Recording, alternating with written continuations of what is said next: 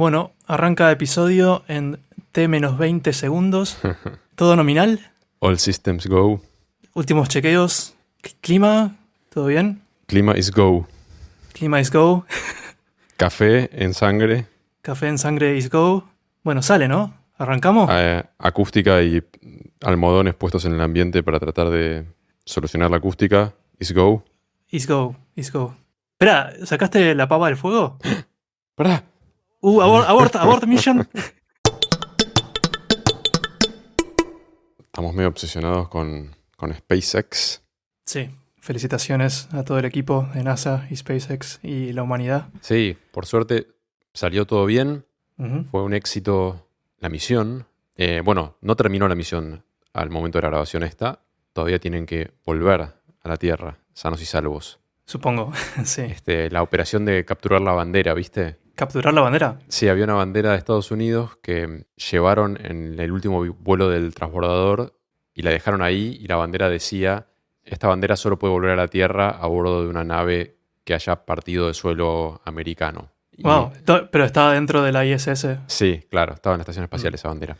Estaba pensando si era tipo una bandera con sopapa que pegaron en un paseo. No, es medio Por- chiquita de y afuera. está tipo en un sobre, en un folio.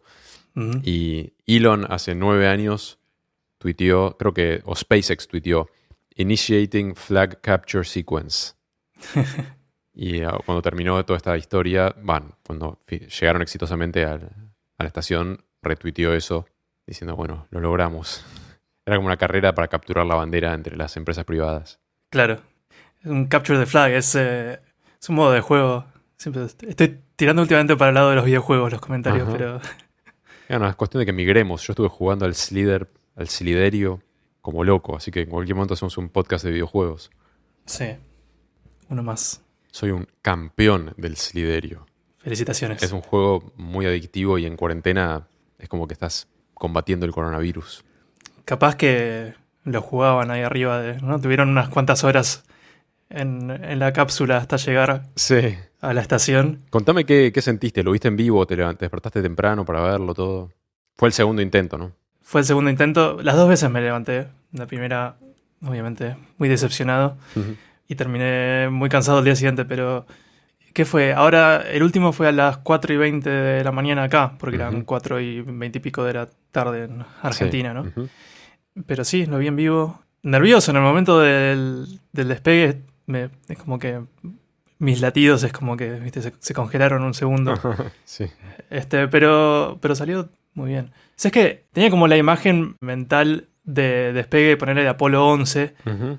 que en general me di cuenta que los videos que te puedes encontrar de Apolo 11 muchas veces están en slow-mo, como en Ujú. cámara lenta, ¿no? Sí. Entonces el despegue es como mucho más dramático, más Sí. es como más lento, ¿no? Claro, y Tiene con más- música y con la cámara de abajo, muy de cerca. Claro, claro. El Crew Dragon despega muy rápido. El Falcon 9. Perdón, el Falcon 9. Sí. Crew Dragon es el que va a ir a Marte, ¿verdad? No. El Falcon es el cohete y el Dragon es la cápsula que está arriba. Ah, ok. Que por cierto, los astronautas eligen el nombre con el que van a apodar a la cápsula y lo apodaron Endeavour, lo cual es como un poco confuso. La nombraron como en honor al último Space Shuttle. Ujú. Entonces como que ahora hay un Space Shuttle Endeavour y está el Dragon Endeavour, Claro. que es un poco confuso. O sea, le podrían haber puesto Pepito y no hubiera habido tanto problema, tanta confusión. Pepito. Sí. Houston, this is Pepito. Pero bueno, sí, primero SpaceX hizo un trabajo sensacional, más allá de la parte de ingeniería, un trabajo sensacional de comunicación, como que lo televisaron de un modo tipo muy profesional, muy tipo, o sea, es una complicación adicional fuerte tener cámaras transmitiendo imagen exitosamente en un cohete Ujú. desde el interior de la cabina, o sea, no es fácil filmarlo y tenías el feed de sonido de todas las distintas personas, todo eso llegaba Mezclado, perfecto. ¿no? A veces se escuchaba así. Sí, y tenías los presentadores que iban hablando y cuando hablaban algunos de los astronautas se callaban. Ujú. Como estaba muy bien hecho. Había en el video de YouTube, o sea, en el canal de YouTube de SpaceX había 3 millones de personas mirando y en el de NASA había como 2 millones. El de SpaceX era el número 1 trending en YouTube. O sea, estaba mucha gente mirando esto. Sí, bueno, es esperable, ¿no? No sé, o sea, pensá que el Soyuz sale y ni te enterás de que salió gente de la estación espacial. Está bien, no es la primera vez, pero Ujú. es gente arriba de un cohete. ¿Tiene transmisión en vivo por YouTube? ¿Vos viste alguno? Sí, Sí. sí, lo transmiten también cuando aterrizan. Lo ve un poquito de gente, pero no sale en la tele, obviamente. Bueno, Claro, bueno, esto por ahí fue más mediático, tuvo más publicidad. sí. Y bueno, es la primera vez que esa nave lleva gente arriba, entonces está bien, tiene Claro, una cuota sí. de nervios. Pero increíble para mí lo bien televisado que estaba todo. Sí, y el docking también. Sí noté que había menos gente. Yo el docking no lo vi. Yo lo vi, lo vi. Es un poco menos emocionante porque además es todo muy lento, es muy protocolar. Ujú. Es como, viste, cuando estás arriba de un avión y aterrizaste y tenés que esperar a que abran y estás como ahí media hora Sí. haciendo nada. Ujú. Pero esto es bastante más largo que eso, ¿no? Sí. Obviamente. Pero había menos gente, ¿no? Ya obviamente en ese momento había... Me fijé, había 800.000 personas Ujú. mirando. Ya el número bastante menor. Al menos en el feed creo que era el de SpaceX. Sí, yo después miré un poquito cuando estaban esperando para abrir y claro, hay un millón de protocolos. Tienen que como hacer la equivalencia de presión entre la nave, la ISS y Ujú. cámaras que hay en el medio. Pero bueno, después salen y se abrazan, es emotivo. También un montón de cámaras ahí adentro, o sea, se re preocupan por televisarlo bien. Sí, Los pobres tipos no tienen mucha privacidad, estaban en ese viaje de 19 horas y tenía que pedir, Susana, ¿me apagas las cámaras un minutito que tengo que hacer algo? Les apagado, no sé si lo viste. que me pica la nariz. Sí. ¿Qué te pareció el interior de la nave en sí? Como ver la nave y ver a los tipos piloteando. Mucho estilo el interior de la nave.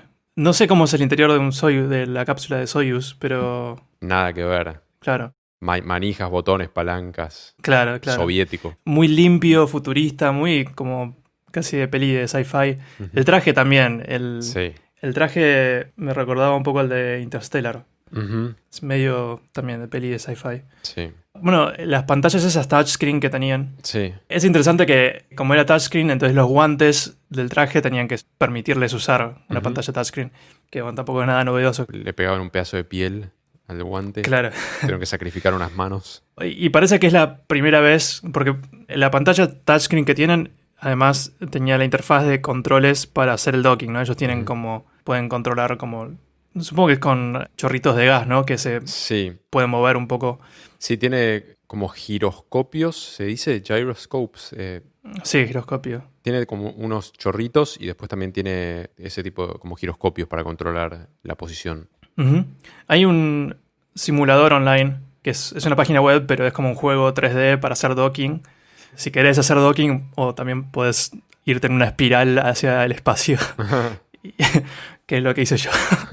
¿Tarda una hora y es súper lento o es un poco más dinámico? Es bastante lento, ¿no? Porque creo que o sea, es un simulador supuestamente. Realista. No sé, claro, empieza a varios metros de la ISS y Ujú. vos tenés que ir acercándolo y te va indicando el camino para hacer el docking correctamente. Sí.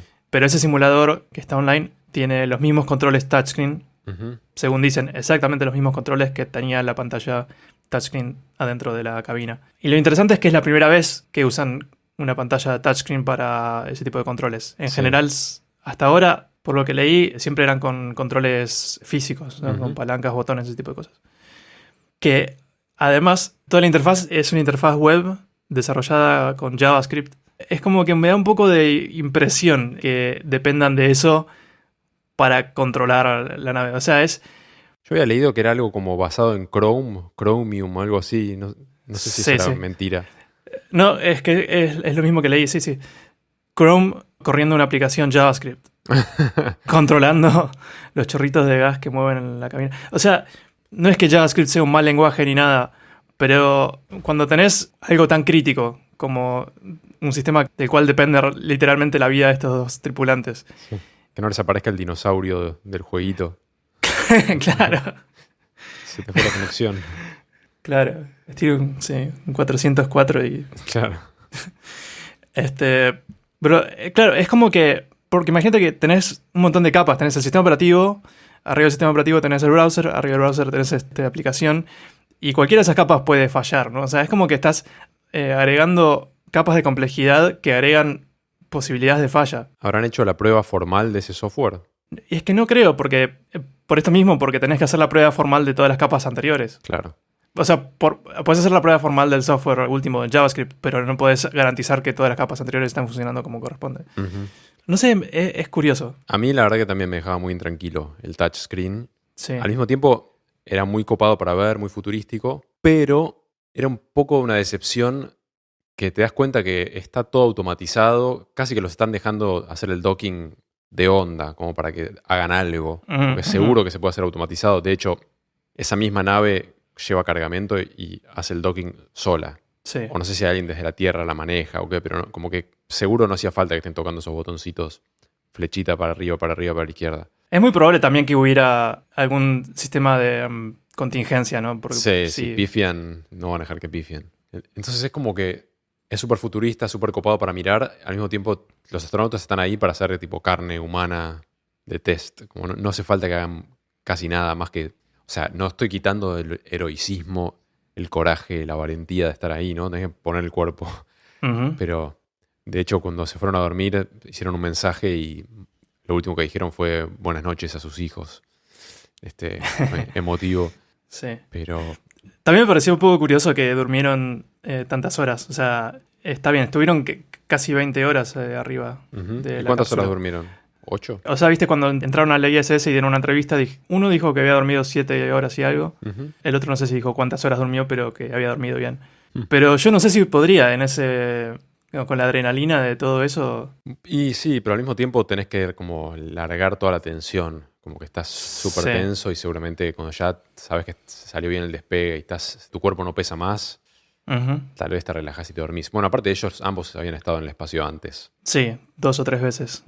Incluso habían estado, creo que en la ISS también. Sí, así que sí. Después vi unas fotos del interior del Space Shuttle y es tipo, se parece más como una cabina de un avión, no sé, de un 737, tipo está lleno de palancas y botones por todos lados, recontra manual. Si bien un avión también está lleno de palancas, pero tipo el piloto automático puede hacer todo. No sé, hay algo de que los tipos sepan qué hace cada palanca y que estén moviéndolas que conecta más con mi forma de ser. A que estén ahí sentados y después el touch, que como no tenían nada que hacer con las manos, ¿viste? Se agarraban de la barandita. Claro. Eso es cierto, pero a la vez leí un comentario interesante en internet sobre eso, el touchscreen versus palancas físicas, botones. O sea, está todo lo que dijimos antes, pero a la vez tiene una ventaja el touchscreen, que es que puede reflejar el estado real del sistema de una forma que tal vez una palanca no puede. Porque, por ejemplo, imagínate algo que, no sé, está desactivado de cierta forma. Sí. Un touchscreen puede desactivarte el botón y no permitirte tocártelo, mostrarte que está desactivado. Por ahí una palanca, ¿no? No tiene forma de comunicarte eso. Por ahí claro, permitiría... es como que sistemas físicos permiten tal vez situaciones donde no está reflejado el estado real de lo que está sucediendo. Claro, entiendo. Pero bueno, parecía como muy fácil todo. Como tenían checklists en tablets, iban leyendo y el checklist decía, bueno, sacá de esta caja, pon esto acá, comete una ración. Sí. Y los tipos saben volar un montón de naves distintas, son re habilidosos. Son gente muy, muy entrenada en muchas disciplinas. Probablemente son ingenieros y pilotos y todo, y están ahí con el touchscreen, bueno, un poquito más para arriba. Bueno. Obvio que no es tan sencillo, pero como espectador me dio un poco esa sensación. No te conté que hace poco tuve que escribir una composición para mi clase de japonés. Y no era tema libre, sino que la temática era algo que querés hacer en el futuro. Y no se me ocurría qué escribir. Terminé escribiendo sobre que quiero ir al espacio. Ah, mira. ¿Y es autobiográfico o es fantasía? Es un poco y un poco, ¿no? Porque andás a ver si es posible. O sea, básicamente mi composición era, bueno, ahora, si tuviera 20 millones de dólares de sobra, podría hacerlo, ¿no? Ponele. Claro, porque tenés 20 millones, pero no de sobra. O sea, los necesitas todos para... Claro, exacto. Podcast. Es caro. Los micrófonos están caros. Pero, o sea, si tuvieras la plata, ¿lo harías? No, si fuera más barato, ¿no? Aún si tuviera 20 millones de sobra, creo que no los gastaría en eso. Esperaría unas décadas a ver si Virgin o SpaceX arrancan con el turismo espacial. Que de hecho, bueno, una de las cosas que escribí en la composición, porque hice un poco de research, es cuánto sale un ticket, un pasaje al espacio con Virgin Galactic. Creo que Virgin Galactic. Y en 2015 empezaron a vender los tickets a $250,000. Pero todavía no mandaron a nadie y, Claro. y están atrasados años. O sea, ya supuestamente la gente que compró en 2015 ya tendrían que haber hecho su vuelo, pero... Y es a bordo de los avioncitos de ellos, ¿no? Esos que son como que van al borde del espacio y después vuelven. ¿Es ese tipo de vuelo o es otro tipo de...? O sea, el paquete turístico, ¿sabes qué incluye? ¿Viste este avión de Virgin que es un space plane, que las alas se doblan Sí. para arriba y baja como una pluma? Creo que lo vi, sí. Tenía entendido que el turismo iba a empezar a bordo de ese. Claro, te llevan a, no sé, o sea, entra en órbita un toque, ¿no? Claro, sí. Tipo Low Earth Orbit. Claro. Tipo la estación espacial, o sea, que no está realmente en el espacio exterior, Ujú. pero está prácticamente afuera de la atmósfera, o sea, no hay casi aire, ¿no? O sea, hay muy poco de la atmósfera. Sí. Entonces, si fuera barato y ya estuviera bastante testeado, lo harías. Si estuviera barato y testeado, sí. Vos también, me imagino. Supongo que sí. Pasa que hay que definir esto de testeado. O sea, me daría un poquito de ansiedad, pero... Yo pienso, no sé, si ya pasó una década Ah, bueno. de industria de turismo espacial y Sí, así, ahí varios sin cientos de vuelos. duda. Claro. Pero bueno, en realidad por ahí ya hubo una década desde... ¿Cuándo habrá volado el primer turista a la estación espacial? Alrededor de 2005, creo. Daniel Tito se llamaba. Bueno, ahí tenés. Van 15 años de turismo espacial. Pero era Daniel Tito. Espera. Denis Tito, cerca. Sí. Pegué en el palo. Ah, y fue en 2001. En 2001 van 19 años de turismo espacial. Sí. Solo debe haber habido tipo menos de 10 turistas, ¿no? Sí, sí, hubo muy pocos. Ahora ponele ir al fondo del océano, ¿te interesaría? También, creo que igual son cosas para hacer de viejo. O sea, Por si falla.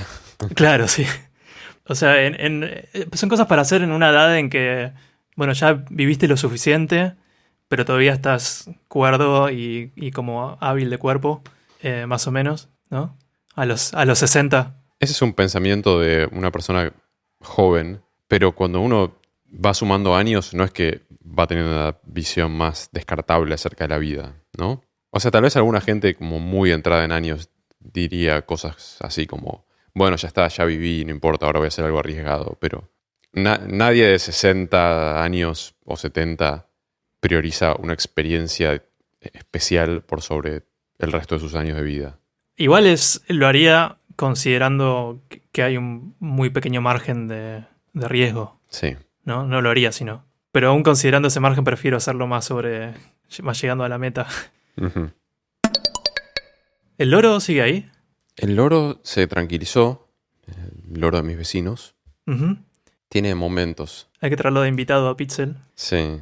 Yo creo que lo que tenés que hacer, es empezar a asomarte Ujú. al tapial y gritar Pixel cada tanto A ver si lo prende. hasta que lo aprendas, sí. Tiene un vocabulario bastante limitado. Dice hola, Importante. pero lo dice con la voz de una de las señoras vecinas. ¡Hola! Wow. ¡Hola! Porque la señora esa siempre entra muy emocionada. ¡Hola! Y la saluda así al loro, entonces el loro dice ¡Hola! Y después creo que hay una que es la abuela y los nenes siempre la llaman ¡Abuela! ¡Abuela! Entonces el loro dice ¡Hola! ¡Abuela! ¡Abuela! ¡Hola!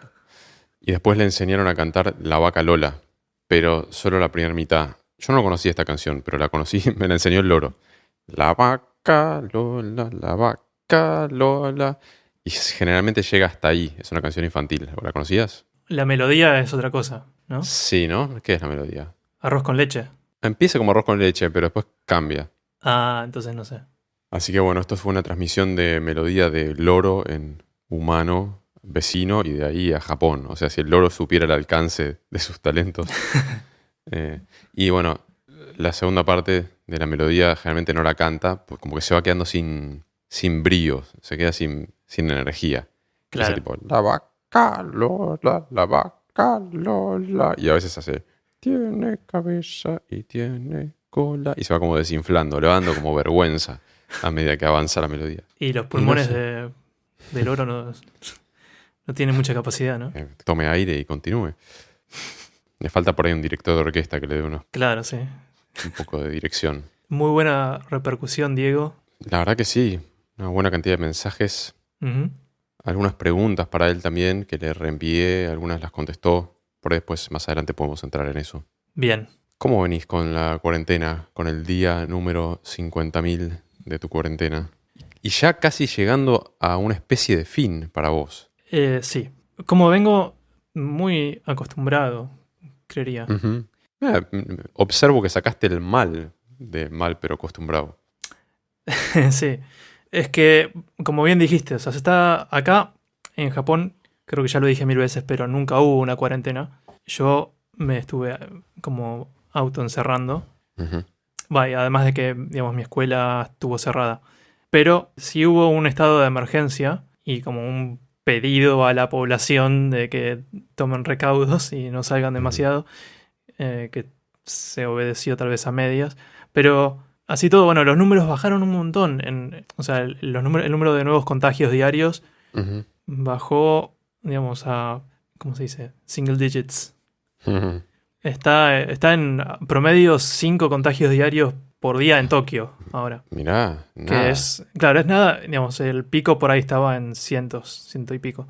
Entonces, el estado de emergencia se levantó ahora, la semana pasada, y ya la semana que viene vuelvo a la escuela. No todos los días, 3 días a la semana, Ujú. y con, digamos, con protocolo de distanciamiento, barbijos y todo, y toda la bola, pero ya digamos, le veo el fin a todo esto, ¿entendés? Como que Sí, ya me cambia un poco el ánimo. mirá, te levantó el hecho de saber que se termina. Sí, por otro lado, es como no sé bien si esto es el fin real o si es el comienzo de una nueva ola, ¿no? Porque ni bien Ujú. como empieza a salir todo el mundo. Claro, bueno, por ahí van a ser como ciclos, pero ahora ya la gente entiende de otra manera y la gente está más precavida, ¿no? Supongo que sí. O sea, afuera se ve, digamos, casi todo el mundo con barbijo todavía.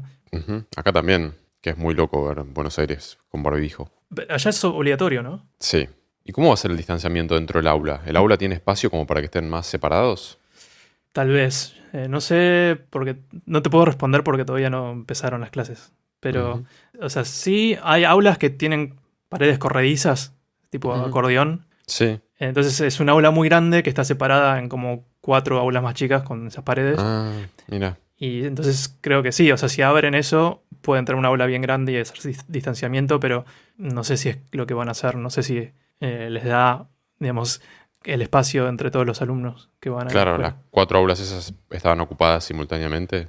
Antes de todo esto sí, pero ahora como van a ir menos alumnos, o sea, como son solo 3 días a la semana, Ah, ahí va. distribuyen un poco más Ujú. el asunto, pero igual todavía no sé cómo va a ser exactamente. Cuando vos llegabas a la facultad, a la escuela, como se llame, ¿saludabas a algún compañero o compañera con contacto físico? ¿O era todo saludo oriental? No, contacto físico nada, pero sí, O sea, te hablo de pre-coronavirus, ¿no? sí. O sea, tengo algunos compañeros, no sé, españoles, italianos, que probablemente en sus países se saludan con un beso, ¿no? Sí. Pero no, acá, digamos, no, es hola y listo. Es interesante, cuando yo vivía en Boston, cuando me encontraba con amigos argentinos, nos saludábamos con la mano. Sí, Y si después nos encontrábamos en Argentina con la misma persona, probablemente nos saludábamos con un beso o un abrazo. Es como ajustábamos intuitivamente el saludo al entorno en el que estábamos. claro.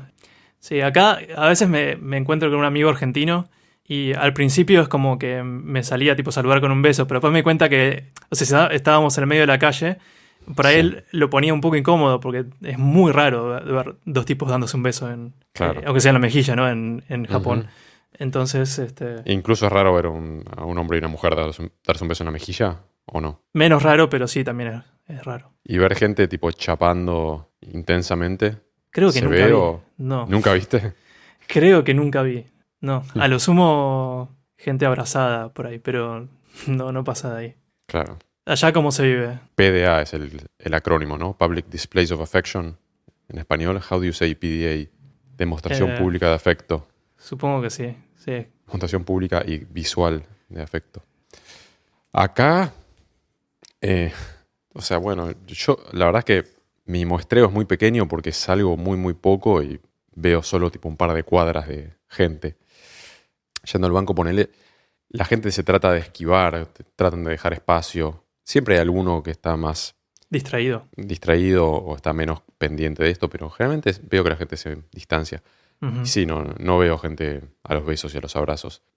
Igual el otro día vi como un tipo así, mediana edad, grandulón, entrando tipo a la casa de otro señor así grandulón. Sí. Y uno le dice, Sergio, ¿cómo andás? Y el otro le dice, no, bueno, no, pero sin abrazos, ¿no? Y el otro le dice, no, pero ahora dijeron que entre familiares está permitido. ¡Ah! ¡Venga ese abrazo!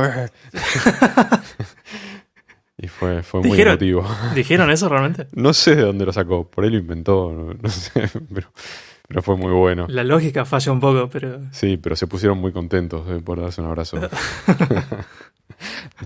No lo tomen como información de posta, ¿eh? No sé quién dijo que se puede, pero bueno, sí, estoy ansioso por saber cómo te va ahí en el instituto con el reencuentro en persona. Yo también, ya les contaré.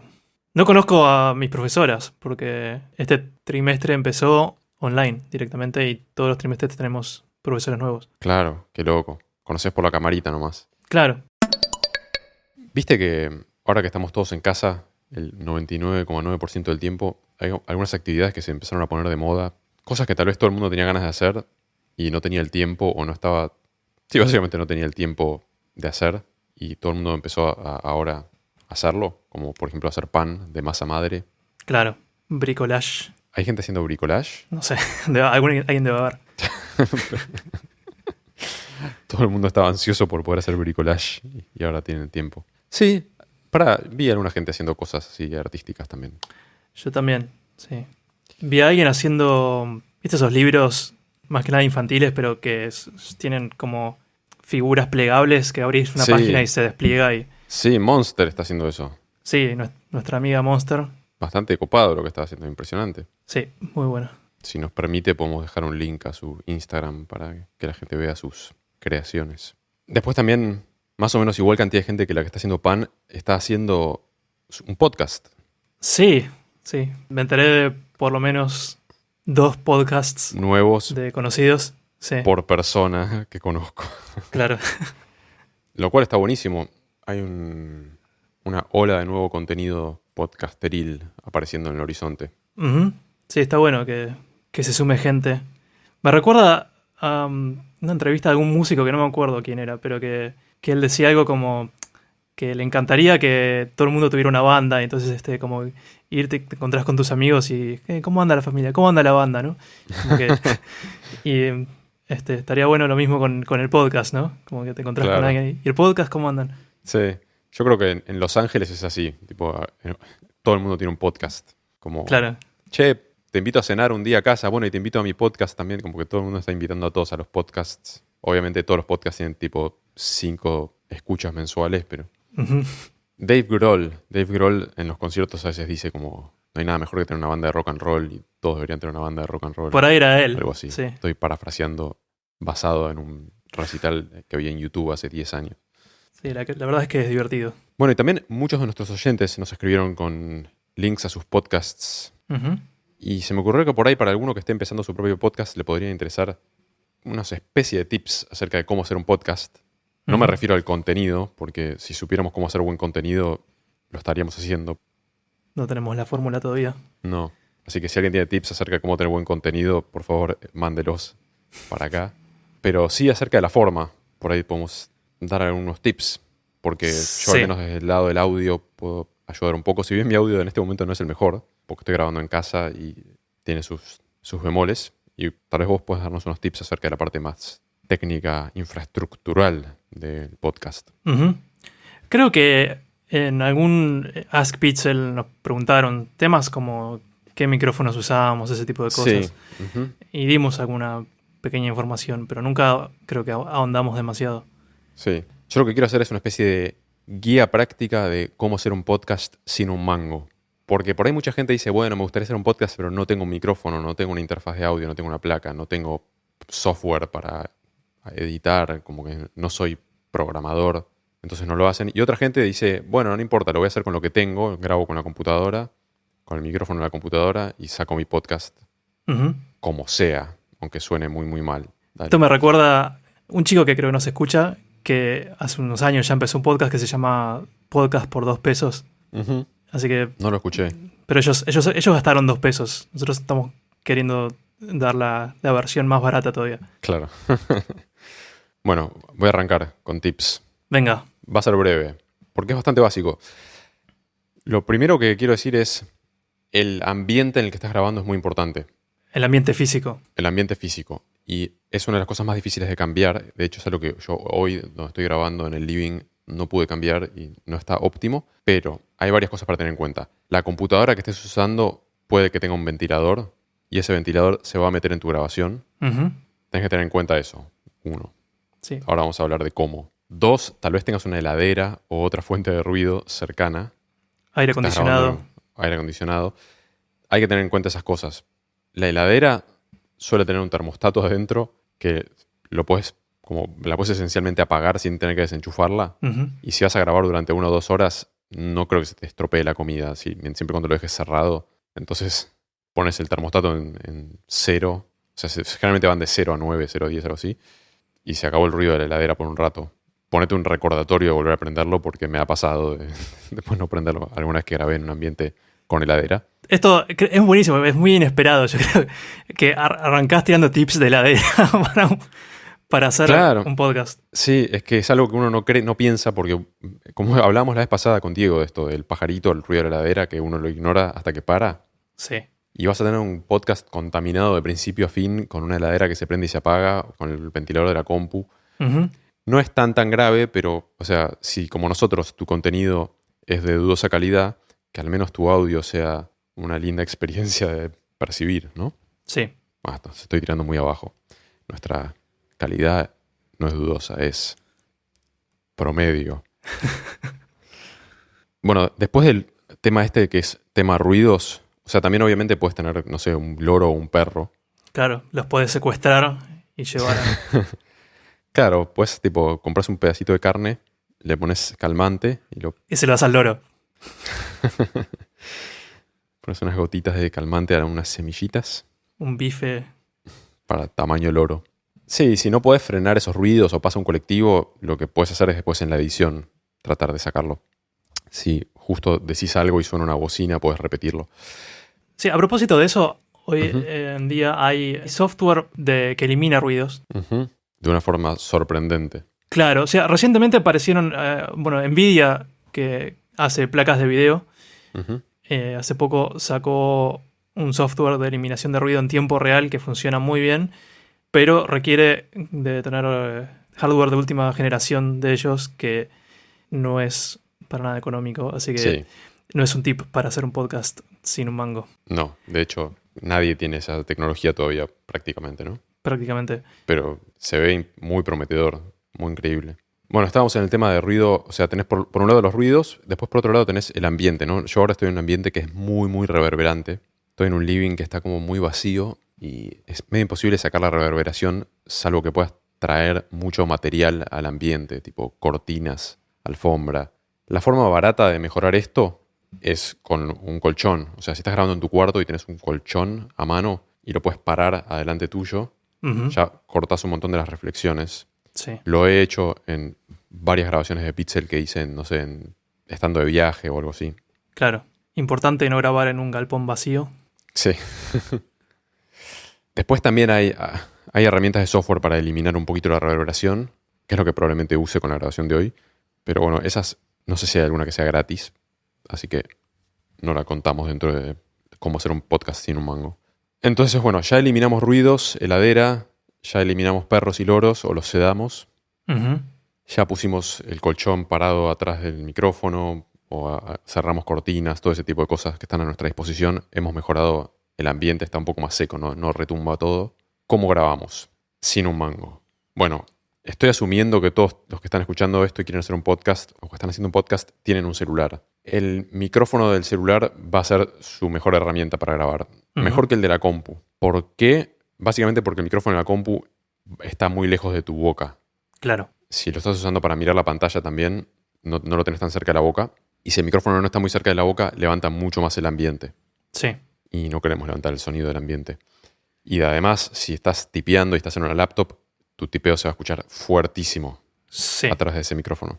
Entonces la recomendación es acercarte el celular lo más a la boca posible. Claro, Si tenés algo con que elevarlo tal vez un poco. Sí, entonces, sí, la técnica es grabar una nota de voz en el celular. Tu podcast se graba como una nota de voz. Si podés en los settings, en los ajustes del teléfono, fíjate si tenés más o menos calidad de grabación y puedes tratar de poner la mayor calidad dentro de lo que no te ocupe de toda la memoria. Ujú. No es tan importante esto igual, pero bueno, si tienes un setting que es ultra bajo y lo tenés en el más bajo de todos, pues ahí vas a un setting más intermedio. Puedes hacer arriba de tu mesa, haces una pilita con libros y apoyas el celular de modo que quede a la altura de tu boca. Sí, Averigua dónde está el micrófono activo de tu celular, porque muchos celulares modernos tienen más de un micrófono y cuando grabas una nota de voz tenés que saber cuál está siendo usado. sí, O sea, si sabes dónde están los micrófonos del celular, empieza a grabar una nota de voz y rasca todos los micrófonos. claro, y fíjate cuál suena Diciendo, más fuerte. estoy rascando el micrófono de abajo, estoy rascando el micrófono del auricular, estoy rascando el micrófono del lado de la cámara. Y lo rascas con el dedo, pasas el dedo así, y después escuchás esa nota de voz y descubrís qué micrófono estaba siendo utilizado. Lo pones frente a tu boca, pero no directamente enfrente, cosa de que tus soplidos de tus P's y tus B's, cuando decís perro, persona, no tiran aire directamente hacia el micrófono, ¿no? Entonces lo pones un poquito corrido el eje en diagonal a tu boca. Ujú. Y tampoco lo pongas a 2 centímetros de la boca, ¿no? Déjalo a 1 o 2 manos de distancia. Claro. Si estás grabando de a más de una persona, más de un Sí. celular también, ¿no? Si están las dos personas en el mismo ambiente, bien pueden ponerse un celular a cada uno y por ahí ponerse enfrentados, como tratar de que el celular de uno rechace el sonido del otro, como que no esté capturando el sonido del otro.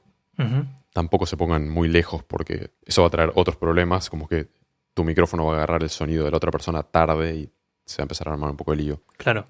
Si estás grabando con otra persona remoto, como estamos haciendo con Pedro, Ujú. la recomendación es usar la computadora para hacer un Skype, un Hangout y escuchar a la otra persona por ahí, pero cada persona graba su propio audio en una nota de voz. Sí. Algo que agregaría a eso es que a veces pasa que si usas auriculares, el sonido de los auriculares se filtra y el micrófono lo puede llegar a agarrar. Por más que sea muy bajito, termina pasando que si tu grabación de audio en tu celular puede traer la voz de la otra persona también, Sí. a desfasaje de tiempo, ¿no? Ujú. Entonces, por ahí importante fijarse, hacer una prueba o probar usar, no sé, auriculares in-ear o algunos que sean Más cerrados. más cerrados, que no se le escape sonido. Claro. Y si no, de última, no poner tan fuerte la voz de tu amigo. O sea, bajar un poco el volumen a un nivel que lo escuchás, pero que no se filtra, que no sale tanto. Claro. Y bueno, ya está. Una vez que grabaste la nota de voz o las 2 notas de voz o 3, la cantidad que sea. O sea, esto para mí es clave. Si son 2 o 3 personas que están en una videollamada haciendo el podcast, que Ujú. cada uno se grabe a sí mismo. O sea, no procures grabar el audio de esa videollamada porque la calidad es pésima. Claro. O sea, obviamente es mejor que nada, puedes hacerlo si querés. Yo generalmente por contingencia grabo el audio del Hangout con Pedro y suena bastante bien. Si lo tuviera que usar estaría ok, porque él está usando un micrófono y como que estamos preservando la cadena de principio a fin, lo más posible. Pero dentro de lo posible siempre uso el audio que Pedro se grabó a sí mismo allá. Ujú. Porque Hangouts comprime muchísimo y deteriora mucho el audio. Claro. En pos de hacerlo liviano, lo empeora un montón. Lo mismo pasa con Zoom y con todos, en alguna medida. Y bueno, nada, ahora tenés la grabación de cada integrante por separado, las tenés que unir. Sí. Pero no tenés un mango. Lo único que estoy Ujú. asumiendo es que tenés una computadora y un celular, que es mucho más que un mango. Pero Sí. hay software gratis para hacer esto. Ujú. Está el Audacity, que es gratis. Está el Ardour, que es el que usó Pedro por mucho tiempo, o usa todavía. Todavía uso y es el que recomiendo. Y es gratuito. Es gratuito y está disponible para Windows, Linux y Mac. Ujú. Pero creo que al menos en Windows y Mac es un poco más complicado conseguir bajar el instalador gratis, porque Mm. si bien es gratuito, no te dan el link para bajarlo a menos que hagas una donación, que esa donación puede ser Ah. creo que de $1. Ujú. Puede ser así algo muy mínimo. Pero si conseguís que alguien te mande una copia, es lo mismo, ¿no? O sea, Claro. no es ilegal. Si alguien te manda una copia, es gratis igual, está todo legal. Claro. Así que persona A manda voice notes por internet a persona B, las suman en ese software, las sincronizás a mano, más o menos. Ni siquiera tiene que ser muy exacto, porque de hecho, si estás teniendo una conversación por internet, no hay un punto en el tiempo exacto donde están sucediendo. O sea, yo estoy escuchando a Pedro tarde y él me escucha tarde a mí, y en un momento nos vamos encontrando.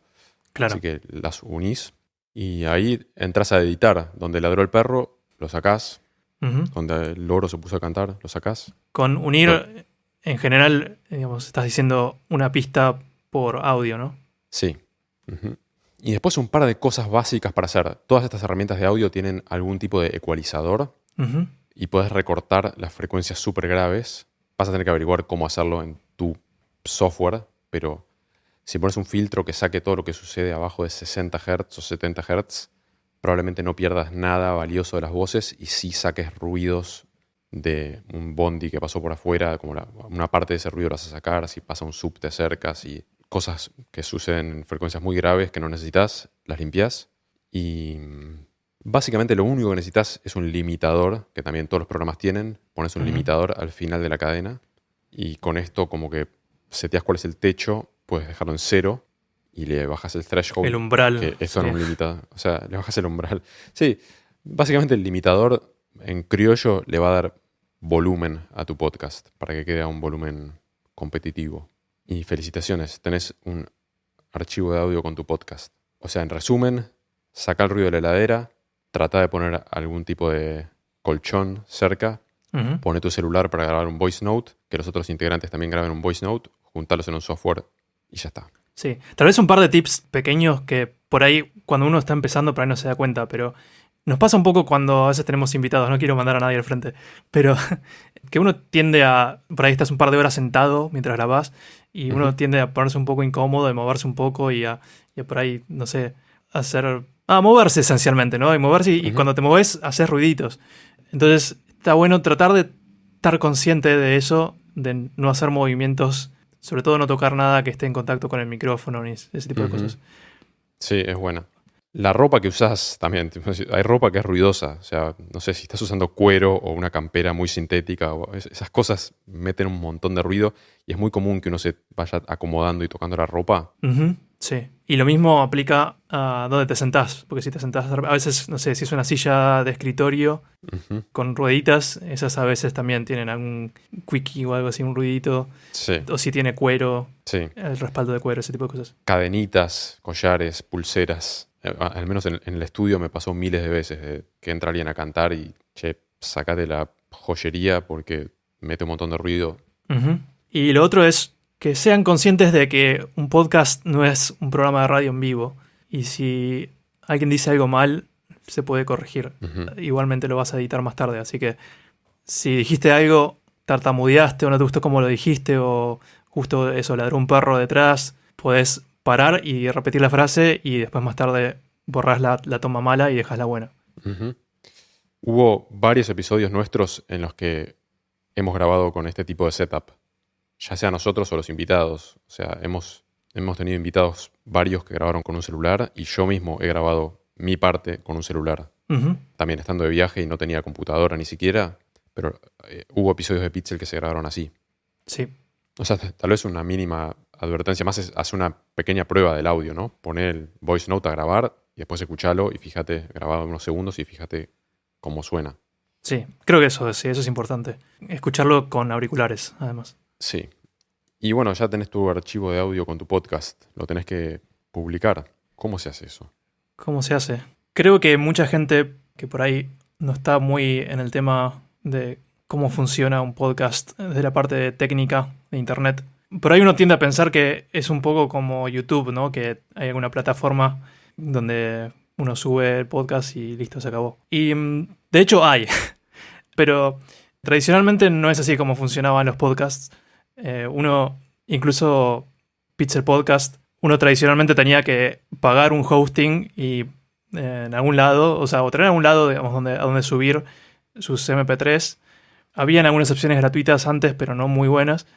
Bueno, en el caso de Pixel, lo hacemos pagando un hosting, que él lo hace no apto para hacer un podcast sin un mango. Pero ahora, hace cosa de un año más o menos, salió una plataforma que es de Spotify, que se llama Anchor, es anchor.fm, que viene básicamente a ser como el YouTube de los podcasts. O sea, de YouTube desde el punto de vista de una plataforma gratuita donde uno sube su contenido y se acabó y te soluciona la vida. Sí. Entonces, ya que la premisa es hacer un podcast sin un mango, la recomendación es usar Anchor.fm. Básicamente es una herramienta que te resuelve prácticamente toda la parte tecnológica de hacer un podcast. Incluso tienen software de edición de audio, que nosotros no probamos. Como decíamos antes, estamos usando el software que veníamos usando ya de antes. Así que yo no lo probé, Javier tampoco, no podemos decir qué tan bueno es como para editar audio. Pero, o sea, en el mismo sistema tiene un sistema de grabación, un sistema de edición y el sistema de distribución. Lo que recomendamos más que nada es la parte de distribución, que es lo que si no, no es gratuito. Entonces, Anchor.fm, creo que uno se hace una cuenta ahí y después directamente subís tus MP3 y tus episodios de tu podcast y se ocupa de la distribución. Lo manda también a Apple Podcasts y... Creo que lo hace solo. O sea, te da un RSS que... Un RSS es... A grandes rasgos es como el archivito que tenés que distribuir para que tu podcast llegue a las varias plataformas. Pero Anchor FM directamente te genera ese RSS, no tenés que hacer nada vos y lo distribuye a todas las plataformas, así que de nuevo no tenés que hacer nada. No tenés prácticamente ni que saber que existe. Está bueno que sepas que existe porque en el fondo es como la base de la tecnología podcast, el RSS. Está bueno que por lo menos sepas medianamente qué es, pero si no sabes, tampoco importa. Así que sí, lo distribuye o sea, termina creo que en Apple Podcasts, en todas las demás aplicaciones de podcasts que hay para celular. Y también en Spotify, obviamente, como la plataforma es de Spotify. Que de paso, Spotify de poco se está comiendo el mundo, porque no sé si... Viste que van a sacar video pronto. Sí, escuché también alguna gente un poco crítica de esto también. Como que el podcast es el último bastión de contenido digital descentralizado. Claro. Totalmente independiente y que nadie lo regula. Y que, bueno, la gran noticia fue que Spotify medio que compró el podcast de Joe Rogan. Sí. Que no sé si es el podcast más grande en números de Estados Unidos en este momento. No me extrañaría, sí. Y quizás del mundo. Sí. Sí. Como que el número de descargas es astronómico. Y, no, o sea, no es que lo compraron, pero hicieron un acuerdo por muchos años. Dijeron Multi-Year Licensing Agreement. Sí. O sea, el podcast ahora está disponible en todos lados, como por RSS, Apple Podcasts y demás. Pero creo que a partir de septiembre va a pasar a ser exclusivo en Spotify. Sí, incluso la parte de video, porque mucha gente lo ve en YouTube, ¿no? Ah, ¿va a dejar de estar en YouTube también? Sí, Wow. y el video va a estar también en Spotify. Claro. ¿Ya hay video en Spotify? No lo sé, creo que no, pero es el plan tenerlo pronto. Entonces, o sea, por un lado, esa parte de que exista video en Spotify no me parece malo porque está bueno que haya competencia de YouTube. Sí. Pero por otro lado, no me gusta eso otro de que los podcasts pasen a ser exclusivos de una plataforma. Sí, me sorprendió muchísimo la decisión. Aparte, Rogan siempre decía como, me gusta tener total libertad sobre el contenido y nunca nadie va a ser dueño de esto. Y todavía no lo son y este sigue siendo mi podcast y lo hago como quiero y no voy a dejar de decir cosas o decir ciertas cosas porque tengo un acuerdo con Spotify. Veremos si mantiene su primer puesto sin estar en YouTube y estando exclusivo en Spotify.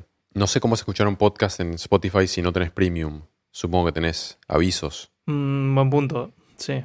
Imagino que sí. No sé tampoco, porque si no tenés premium no te deja elegir una canción, por ejemplo, no puedes escuchar una canción en particular. No sé si con podcast pasa lo mismo. Sería... Qué gracioso. Pones para escuchar un podcast y te pone Pixel en cambio. Iba más a si te deja elegir qué episodio escuchar, ¿no? Pero... Claro. Bueno, pero a pesar de que Spotify por ahí se convierta en el próximo imperio del mar, en el próximo imperio del mal en Internet. Te está pasando esto japonés de cambiar las R's y las L's, ¿eh? El próximo imperio del mar.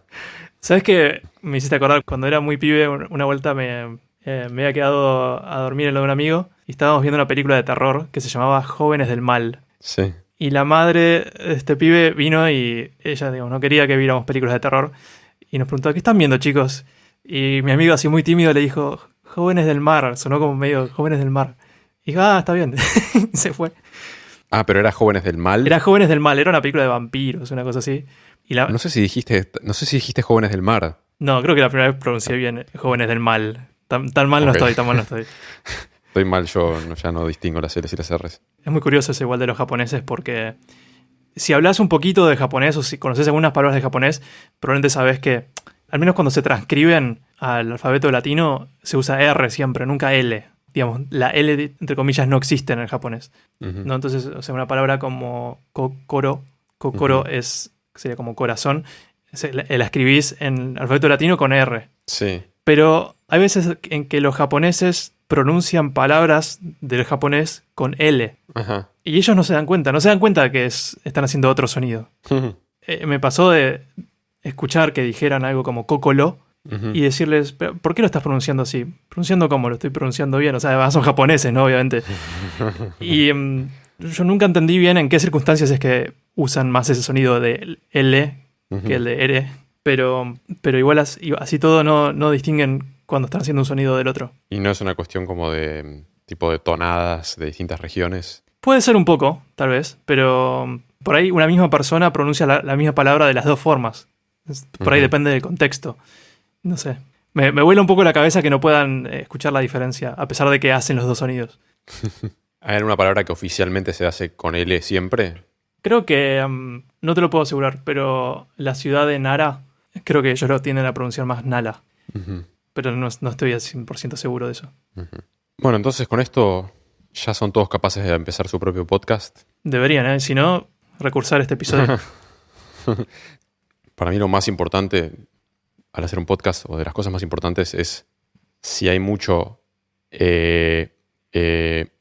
entre frases, sacar eso, para mí le suma muchos puntos al podcast. Claro. O sea, hay gente que es muy dotada para hablar, que no usa casi muletillas y solamente te usa un en un lugar como estratégico para frenar un poco la cadencia muy acelerada de lo que vienen diciendo. Ujú. Pero cuando está plagado de muletillas y de se hace muy incómodo para escuchar, en mi opinión. Totalmente. Sí, hay que, digamos, lijarlo un poco para que fluya mejor al oído del oyente. También hay un sesgo enorme cuando uno está escuchando una conversación en la que está uno mismo y un amigo, ponele, que, bueno, por un lado es difícil escuchar la voz propia y uno se puede tener un poco de como auto-odio Ujú. o autovergüenza, pero también pasa lo opuesto un montón, que es que uno está como enamorado de las cosas que dijo. Esto pasa un montón con la música, cuando trabajas produciendo música de otro, Sí. que lo que sea que hicieron, cantaron o compusieron, están enamorados y les cuesta un montón como reconocer ningún tipo de falla que pueda tener. Ujú. O dicen, no, pero esa falla es tipo importantísimo que quede. Claro. Y a veces sí, es la esencia, ¿no? Y a veces uno dice mucho y es parte de cómo hablas y lo querés dejar. Pero hay que hacer un esfuerzo grande para escucharlo como un espectador y decir, che, toda esta parte en la que hablaron durante 45 minutos acerca de cómo se pusieron los zapatos ese día, ¿será necesario o la podemos eliminar completamente? Ujú. Y obviamente nosotros pecamos de esto también. A veces escuchamos una parte y decimos, che, ¿esto lo dejamos o lo sacamos? Y a veces nos parece que es digno de quedarse y tal vez no. Sí, Y acá totalmente. tenemos Sí. una discrepancia a veces, que yo soy el deletionist, Sí. el borracionista, y Pedro es el dejarcionista, Inclusionista. el inclusionista. ¿Y cómo se dice deletionist? Creo que puedes dejarlo así con el anglicismo y decir de lesionista, ¿no? Porque Delecionista. borracionista puede andar, pero Eliminacionista. claro. Sí, y medio de la mano de eso también, y del comentario que hice antes sobre repetir algo si se dijo mal o lo que fuese. También tengan en cuenta que no tienen que llenar los espacios de silencio, porque también eso se puede eliminar. De nuevo, si fuera un programa de radio en vivo, no puedes quedarte callado un minuto pensando qué decir, pero en un podcast tranquilamente lo puedes hacer. Ujú. Entonces no corran, no se apuren por decir algo. Si tienen que elaborar una idea en su cabeza, por ahí tómense unos segundos extra. Sí, desde el punto de vista del que está editando, que ambos lo hacemos en este caso, cuando hay un silencio larguísimo, es una pavada de editar. Sí, En cambio, cuando hay un silencio larguísimo en el cual estás diciendo, yo creo que es un garrón de editar porque lo tenés que escuchar para ver qué se dijo. En cambio, si vos ves un cacho de un minuto entero de silencio, lo borrás inmediatamente, no lo tenés que ni mirar. ujú, exacto. Igual hay un fino equilibrio entre grabar pensando en, esto lo puedo modificar, y grabar pensando, esto queda tal cual. Porque si vos grabás pensando, esto queda tal cual, vas a procurar hablar bien. Y si grabás Sí. pensando, no importa, esto después lo arreglo, por ahí vas a hacer una ensalada total. Entonces, Ujú. como que hay un fino equilibrio. Sí, pero eso se va aprendiendo. Sí, y es gratis. Sí, sí. Sin un mango. Bueno, una vez que tenés tu podcast andando, lo que querés es que te lo levante el algoritmo y te lleve a la fama, ¿no? ¿Cuál de todos los algoritmos? Y bueno, si todo está centralizado en Spotify, el algoritmo de Spotify, El algoritmo de Spotify. el algoritmo de YouTube. Se volvió como algo... Algoritmo es una palabra que ahora se escucha mucho. Sí, es como que Dios te tenga entre sus favoritos. Claro. Como estar en la buena de Dios. Te agarró el algoritmo. Vamos todavía. En la gloria... Felicitaciones. En la gloria del algoritmo. Sí. Me acuerdo que en un momento la lupita de Instagram, tipo, salimos en la lupita. Como, ahora soy famoso. ¿Ubicás? Tipo el panel ese de búsqueda que te sugiere cosas. ¿En Instagram? Claro, en Instagram. Pero tipo, la lupita no es para buscar vos. Claro, pero te tira sugerencias. Ajá. Entonces es como una especie de feed infinito de cosas que te pueden llegar a interesar. Ah, Y- claro, sí. Y cuando hay algo muy viral, suele aparecer ahí también. Es cierto. Aunque ahora está como más customizado, pero en un momento era medio genérico, entonces si aparecías en la lupita era como salir en el front page de YouTube. Claro. Era tipo el algoritmo te agarró. El algoritmo te elevó. ¿Pero cuánto hace ya? Ponerle una década que está bastante presente esa palabra. Siempre en el contexto de redes sociales, ¿no? Sí. Yo me acuerdo cuando estaba en el secundario que una vuelta la profesora de lengua se jactaba un poco de que conocía todas las palabras del diccionario. Y nos desafió a decirle, a tirarle una palabra que ella no supiera la definición. Y yo le tiré algoritmo Sí. y no sé, dijo, es algo como un logaritmo. No. En esa época, eso era 90s, nadie conocía la palabra algoritmo, salvo que Sí. supieras algo de programación. Ujú. Igual, me da un poco de vergüenza esta anécdota porque es como, yo era como el adolescente agrandado que le tira la palabra difícil, es como que, Sí, eras el nerd impopular Claro. que desafía. sí.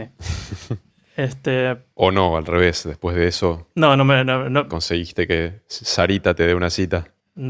Sarita no me dio pelota igual.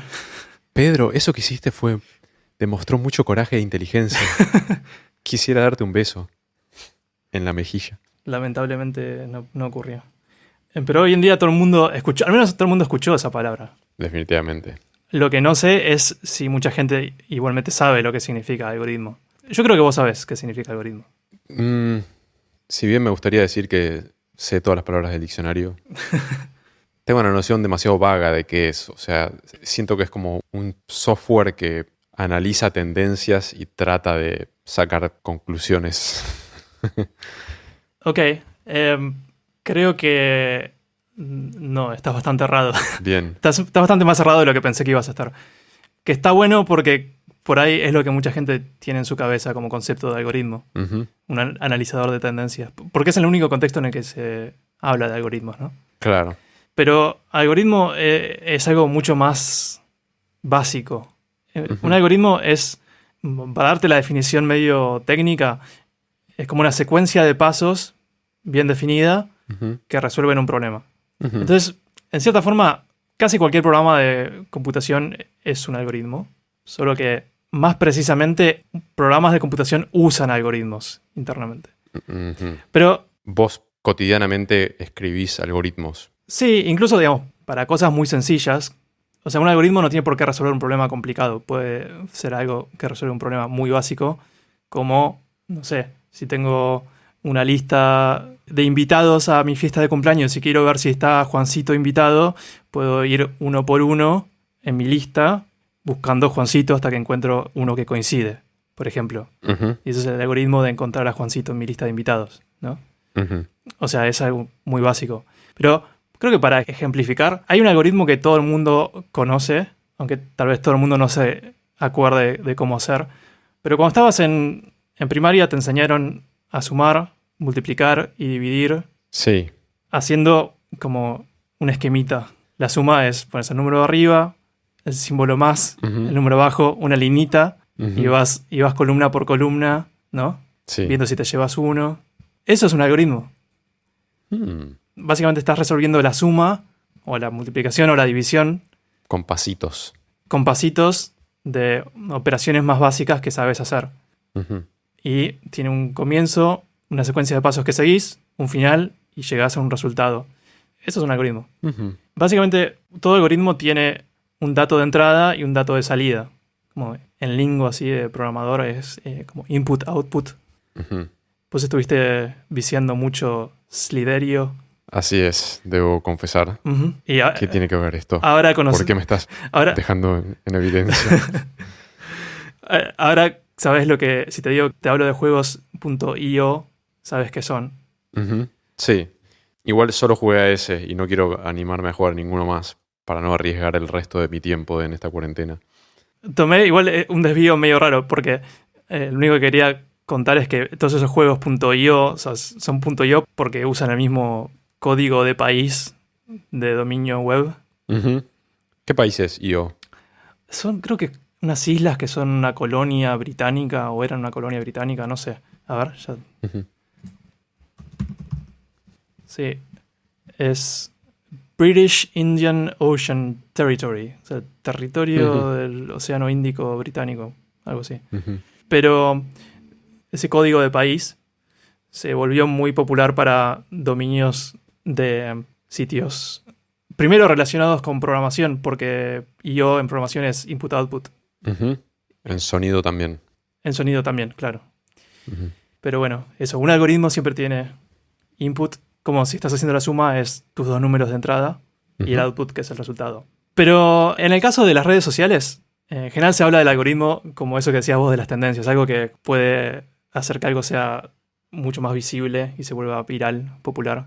Y es un poco curioso que se use la palabra algoritmo para eso, porque generalmente ese software que genera tendencias suele usar machine learning y ese tipo de cosas, ¿no?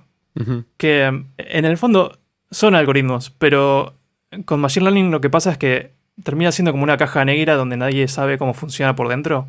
Solo Sí. saben que en base a una entrada, a un input, obtienen una salida, output, que es más o menos lo que quieren obtener. Y está optimizado para obtener más o menos, ¿no? O sea, en el caso de YouTube está optimizado para que la gente vea más videos, pase más tiempo viendo videos Sí. y así mostrarles más avisos y ese tipo de cosas. Pero hacer un algoritmo de Machine Learning, ni siquiera los ingenieros de YouTube saben realmente cómo funciona internamente. Entonces es un algoritmo, pero a la vez es como un algoritmo que nadie conoce. Claro, cuando la gente habla entonces de algoritmo en términos de estas redes sociales, a lo que se está refiriendo en realidad es a la combinación de algoritmos de machine learning que están en efecto, ¿no? Mayormente, creo. ¿Está mal usada la palabra algoritmo en ese caso? Diría que no está mal usada, pero probablemente podría haber una palabra, no se me ocurre cuál, pero una palabra tal vez más específica. Pero esto pasa muchas veces, ¿no? Como con la palabra meme, que también tiene un uso hoy en día que dista mucho de su origen, ¿no? Ujú. No sé si lo hablamos alguna vez acá, pero viste que Sí, me habías dicho, lo de Richard Dawkins, sí, ¿no? Richard Dawkins, creo que en The Selfish Gene, un libro que escribió creo que en los 80s, Sí. él inventó el concepto de meme, pero el meme que describió él y el uso que se le da hoy a la palabra meme como una imagen viral y graciosa es muy distinto, ¿no? Ujú. Como que las palabras a veces mutan muy a menudo, diría, en realidad. Sí. Así que un algoritmo es una combinación de pasitos que a partir de un input resuelven un problema y te dan un output. Ujú, sí. O sea, dicho así, un poco, casi suena como que es como una parte pequeña de lo que es la computación, pero básicamente la computación es solo algoritmos. O sea, Está bueno, me gusta la aclaración, como que para mí un algoritmo era una cosa de machine learning y ahora entiendo que lo estaba pensando mal. claro. Y también hay un montón de, bueno, así como está el algoritmo de la suma, multiplicación, división, hay miles de algoritmos conocidos para resolver problemas en programación. Ujú. Que si uno va a estudiar, por ejemplo, si uno estudia ciencias de la computación en la UBA, por ejemplo, te enseñan muchos de esos algoritmos y hay muchos que tenés que básicamente memorizarte. Ajá. Pero después en la práctica, cuando uno programa, no necesita implementarlos, porque ya hay implementaciones probablemente mucho mejores de las que uno pueda hacer por su cuenta. Sí. Pero sí es útil saber cómo funcionan y en qué casos usar uno contra otro. Porque, digamos, en el caso de el algoritmo de la suma que te enseñan en el primario, Ujú. el criterio para que esté optimizado, si querés, ese algoritmo, es que sea fácil de hacer para un chico de primario. Claro. No necesariamente que sea rápido, porque Sí. hay muchos otros algoritmos para sumar números en Ujú. decimal que probablemente sean mucho más rápidos que ese, ¿no? pero tal vez más complicados de ejecutar. Sí, sí, que son algoritmos que uno va descubriendo solo tal vez. O quizás ahora la matemática se enseña de otra manera y hay como nuevos algoritmos que se usan también. Nuevos algoritmos como el abrir la aplicación de calculadora en el celular. Claro, ese es el primer pasito. Claro. Claro, si tenés que sumarle a un número 9999, hacer el algoritmo de poner las dos liñitas y el más y pasas llevándote uno, es innecesariamente complicado cuando puedes redondear y después restar uno, por ejemplo, ¿no? Claro. Ahorrarías un montón de tiempo. Pero de esa misma forma hay, por ejemplo, un problema muy elemental de la programación es ordenar una lista de números de menor o mayor o de mayor a menor. Suena muy simple, ¿no? O sea, vos, si yo te doy, no sé, te doy 10 papelitos con un número cada uno del 1 al 10 y te digo ordenalos, vos lo puedes hacer tranquilamente. Poder puedo, no sé si quiero. Bueno, está bien. Por eso dije del 1 al 10 y no del 1 al 100 para no agobiarte. Te estoy haciendo fácil la tarea. Pero cuando vayas a ordenarlos vos manualmente, probablemente de alguna forma estás siguiendo un algoritmo que probablemente no sea exactamente como lo haría una computadora, porque tal vez incluso estés... O sea, lo estás haciendo de una forma más visual que lo que hace una computadora. Pero vas a, básicamente, probablemente buscar el 1, ponerlo primero, después buscar el 2, ¿no? Probablemente hagas algo por el estilo. Sí. Y cuando necesitas programar un programa que hace eso mismo, podés hacerlo de esa forma y va a funcionar perfectamente. Y listo, ya solucionaste el problema, se acabó. Puedes hacer que el programa haga exactamente eso, que busque el número más chico entre todos y lo ponga primero y después busque el que le sigue a ese y así. Pero eso va a ser muy poco eficiente. Y hay formas mucho más complejas, pero mucho más rápidas de resolver el mismo problema. Y hay formas como, por ejemplo, bueno, en realidad no voy a describir el algoritmo, pero uno que se tiende a usar mucho es uno que se llama Quick Sort. Y obviamente el nombre lo dice, es ordenado rápido. Es como el algoritmo más usado para ordenar listas en programación. Pero así y todo, te encontrás a veces con cosas como que para ordenar una lista no es ese el algoritmo definitivo, sino que es uno que va a funcionar en promedio más rápido que la competencia. La competencia siendo otros algoritmos, ¿no? Pero... ¿Vos sabés qué hace ese algoritmo o cómo lo hace? Sí, más o menos, pero es un poco complicado. Intriga. Involucra algo que se llama un pivote y es medio... No me los acuerdo de memoria, así que no me podría describir bien ahora, pero además llevaría, no sé, 10 minutos de explicación tal vez. Cuanto más me decís que no me lo vas a decir, más intriga tengo. Pivote, ¿cómo hace? Pero la cosa es que hay un centenar de distintos algoritmos de ordenar y si uno quiere realmente optimizar su programa, está bueno entender el caso de uso de cada uno y cómo se comporta en cuanto a eficiencia. Y existe toda una ciencia detrás de cómo analizar la eficiencia de algoritmos, que no sé, es interesante para el que le interesa la programación, pero para todo el resto me parece que no tanto. Alguien que, bueno, obviamente entiende mucho de algoritmos es nuestro amigo Seppo, que invitamos aquella vez al podcast. Él obviamente es programador, así que sabe que es un algoritmo. Pero él hace un tiempo había empezado a escribir una serie de como analogías del mundo real con algoritmos clásicos de programación para básicamente hacer entendible para cualquiera cómo funcionan los algoritmos más usados. Y no sé si está todavía en algún lado ese documento que le había empezado a escribir. No sé si lo terminó tampoco, pero le podemos preguntar y si lo tiene lo ponemos en las notas del episodio. Y a propósito de Seppo, nos hizo una pregunta en Twitter sobre compositores clásicos en base al episodio anterior. Sí, la tengo acá la pregunta que hizo.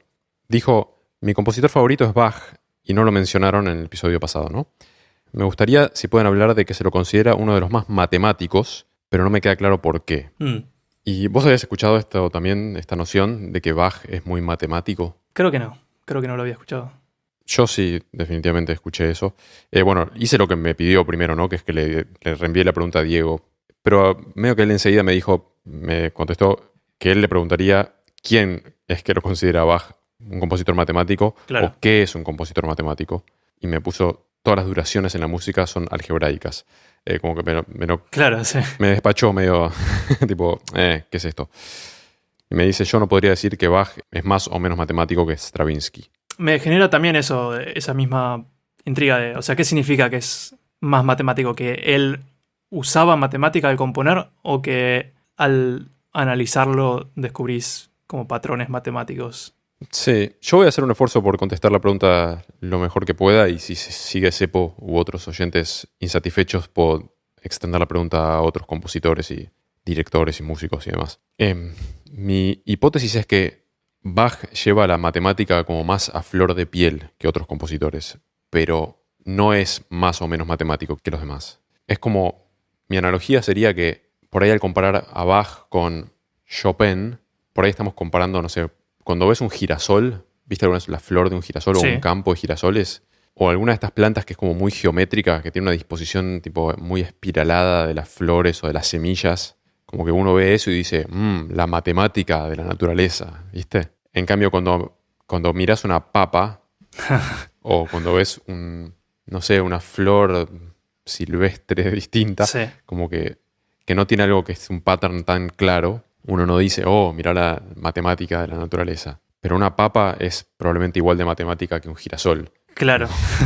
O una gota de agua, ¿no? Tiene como una estructura química recontra predecible. Y... Claro. Pero hay cosas como, está ese, hay como un coliflor Sí, que es como medio fractal. fractal, sí. Sí, Que hay fotos sí. que lo ves y decís, no parece una foto, parece un render. Claro. Sí.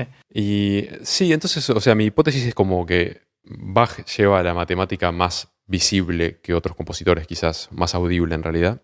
Aunque si miras una partitura también es medio visible, Ujú. como que se ven patterns. Y mucha de la música que se popularizó es para... O sea, obviamente tiene música para orquesta, como música para distintos ensambles, pero hay mucha música que es como para 2, 3 o 4 voces únicamente, como los corales o como hemos hablado acá del arte de la fuga, el clave bien temperado, las invenciones. Son cosas que están escritas para tipo ser interpretadas por ejemplo, un piano o un clave, tipo un instrumento que toca una nota a la vez contra otra, o lo estoy explicando de una manera como muy torpe porque no quiero usar vocabulario muy técnico, pero mucha de la música de Bach es una melodía contra otra, o a lo sumo máximo 4 melodías, una contra, o sea, todas sonando a la vez. Ujú. Y eso genera algo como muy auditivamente sencillo para escuchar. Ujú. O sea, es súper complejo en sus interacciones entre esas 4 voces, que pueden ser 4 voces cantadas o 4 instrumentos de viento o lo que sea. Pero es como análogo a el coliflor este muy fractal o el girasol, que lo ves y como está todo muy ordenadito. Sí. Que en cambio cuando tenés a los Rolling Stones es un poco menos clara la matemática en eso. Ah, A pesar de que armónicamente y melódicamente están sucediendo cosas como relaciones matemáticas hasta más tipo transparentes que las de Bach, en medio de tipo la distorsión y el manerismo de Mick Jagger al cantar y todo, como que, ¿entendés? No está tan depurada la matemática, no está tan visible, ujú. porque estás escuchando como el tipo hace ruiditos y demás. A pesar de que hasta los ruiditos te los está tirando dentro de una grilla matemática. Claro. Y hay unos videos que están haciendo a veces los de Wolfpack. Sí. No sé si conoces la banda Wolfpack. Sí, muy buena banda. Que se llama tipo Bach Vision Test o algo así, que hacen como una representación visual de invenciones o fugas o distintas composiciones de Bach. Sí. Y es como una forma de ayudar a la gente que es más visual a ver la independencia y la correlación entre dos voces en una de sus obras. Pero lo mismo podrías hacer con una canción de los Rolling Stones, si quisieras. Ah, sí. Y hasta lo verías más matemático si pasas tipo Start Me Up a 2 voces en un grafiquito. Así que bueno, esa es mi explicación, digamos, de por qué se lo considera más matemático, que simplemente lo muestra más, se ve más. Creo que habías dicho en algún episodio anterior, habíamos hablado probablemente de Bach también, Ujú. y dijiste algo como que era el rey de las fugas, Sí, el rey indiscutido. sí. Y Sí, y que también es un formato como bastante matemático, o que lleva la matemática visible ese formato, ¿no? claro. Sí, creo que esa es la distinción. Pero sí, tal vez, no sé, hay gente que busca más la belleza en la simpleza y en la simetría de las cosas y en las proporciones. Ujú. Y otra gente como que no lo está buscando, pero de todas formas la belleza sigue estando en esas cosas. Sí. Sí, es lo que... Hay como una crítica muy, muy superficial, muy como de... El clásico, uy, mira qué profundo lo que voy a decir y al final no es nada profundo, pero como una crítica superficial a la ciencia que dice algo así como, si analizás demasiado una flor, en algún punto dejas de ver su belleza, ¿no? Ujú. Y está el contraargumento que te dice, no, o sea, podés apreciar la belleza En más niveles. visual de la flor, claro, y podés además apreciar la belleza de cómo es, no sé, su estructura celular. Ujú. Por ese lado también me pregunto cómo es estar un poco en tu cabeza, o la de cualquier músico profesional, y escuchar música, o si sos un cineasta profesional y ves una película, probablemente no puedas apagar esa parte de tu cerebro que sabe cómo se hace todo eso y está un poco analizando. Yo creo que sí lo puedes apagar. Solamente en mi caso no lo puedo apagar cuando algo está medio mal hecho Claro. y justamente me está como mostrando demasiado. Sí, entiendo. Un poco. Te molesta un poco si detectas incompetencia de alguna forma, ¿no? Sí, O sea, no estamos nombrando a nadie, así que nadie se va a sentir ofendido, creo. Pero de la misma forma, si yo veo mal código de programación, sí. me va a molestar, pero por ahí ese mismo mal código es el que hace funcionar un juego que le gusta a millones de personas y le encuentran un montón de disfrute. Sí, pero digamos, si una canción es bella y está como bien escrita y bien interpretada, no la estoy escuchando pensando, ah, mira, primer grado y ahora va al cuarto grado. Ujú. Cuarto menor, ah, qué interesante. Es como que si la canción es linda me transporta y listo. Ujú. Como si la canción es un súper bodrio y está yendo primer grado, cuarto menor, posiblemente como que mi atención empieza a buscar otras cosas para aferrarse y se aferra a eso y diga, ah, mira qué bodrio para colmo, esta armonía es un bodrio cliché. Claro. Pero si la canción es linda, tipo, no me preocupo por eso. Después, nada, si alguien me dice analizala o la tengo que transcribir o lo que sea, Ujú. me agarro de esos elementos. Pero es como que lo mismo. Yo creo que si un cineasta está mirando una película, no está pensando constantemente, tipo, eso es un gran angular, probablemente se filmó en 4K, ahí o sea, ¿no? Está mirando la película. Si algo lo distrae por ahí, se pone a analizar eso. O si algo le gusta mucho y quiere conscientemente hacer un análisis para poder después replicarlo. Claro. Bueno, si creen que estos tips de cómo hacer un podcast le pueden servir a alguien, reenvíenle el episodio, le pueden decir en qué minuto empieza la charla esa. Sí. Ya saben que nos pueden escuchar en Spotify como en casi todas las plataformas de podcasts habidas y por haber. Y nos pueden poner tipo follow y like y esas cosas en todas esas plataformas. Y si, aunque no nos escuchen, por ejemplo, en Apple Podcast, si tienen un iPhone pueden ir y poner un review ahí, porque sí. Porque sí. O si no nos escuchan en Spotify, igual pueden ir y ponerle un follow ahí. Todo eso ayuda a nuestros egos y a nada más. O hace que el algoritmo nos detecte. Que el algoritmo de división. Mientras hace alguno de sus pasitos dice, ah, mira, un follower nuevo. Ahora vamos a hacer que Pixel sea famoso. Ujú. Fue el follow que Colmó el vaso. colmó el vaso y nos llevó a la fama. Mirá si tu follow es eso. El algoritmo está esperando un follow más. Haces el follow y llueven confeti, globos, viste, como comprador número 1.000.000. Pero puede ser, ¿eh? Tal vez no es porque tipo, es el oyente 1.000.000, sino como que nos faltaba Santiago del Estero, ¿viste? Tipo, son bastante conocidos, pero no hay nadie en Santiago del Estero que les haya puesto follow. Y de repente vos agarrás y le pones y ¡pum! Llueven flores. Dinero empieza a caer del techo. Linda fantasía. Reddit. Seguinos en Reddit. Sí, pueden pasar a charlar sobre cualquiera de los episodios. Generalmente se arma una pequeña discusión sobre el último episodio. Es un muy buen lugar para tener una conversación Ujú. acerca de los episodios. Twitter. Decimos nombres de redes sociales ahora. Instagram. LinkedIn. No sé, creo que no estamos. MySpace. Denos un swipe right en Tinder. ¿Servirá de publicidad para el podcast si nos hacemos un perfil de Tinder que es la pizza y le ponemos tipo atributos? Habría que hacer un perfil femenino, ¿no? Para eso.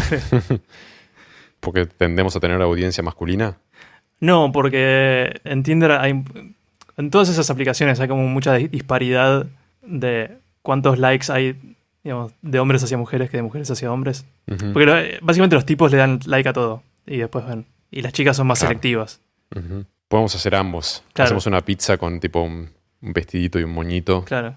Y otra pizza musculosa con un lago de fondo y un perro. Haciendo una fogata. Me encantaría ver eso.